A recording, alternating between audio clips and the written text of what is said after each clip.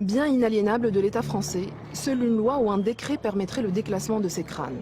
Pour cela, une demande officielle doit émaner soit des descendants directs, soit de l'État algérien.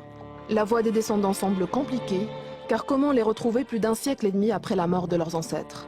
La voie politique serait quant à elle plus rapide et efficace. Bien que nous ayons contacté les autorités algériennes pour connaître leur position, aucune suite n'a été donnée à notre requête.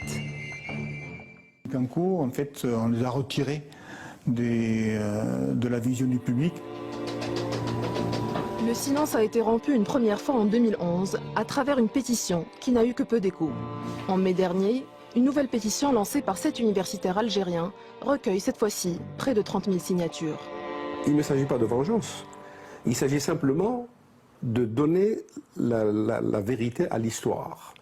Il faut que nos enfants et les enfants de France sachent très exactement ce qui s'est passé, parce que c'est une bonne gouverne pour l'avenir. La pétition, c'est un moyen de pression pour exiger quelque chose. L'exigence porte sur la restitution, le rapatriement des crânes de ces résistants algériens en Algérie, afin qu'ils soient inhumés, qu'ils aient une sépulture digne en Algérie, sur la terre qu'ils ont défendue et pour laquelle ils sont morts.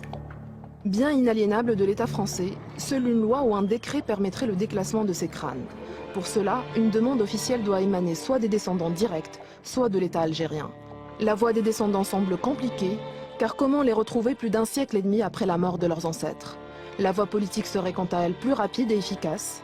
Bien que nous ayons contacté les autorités algériennes pour connaître leur position, aucune suite n'a été donnée à notre requête.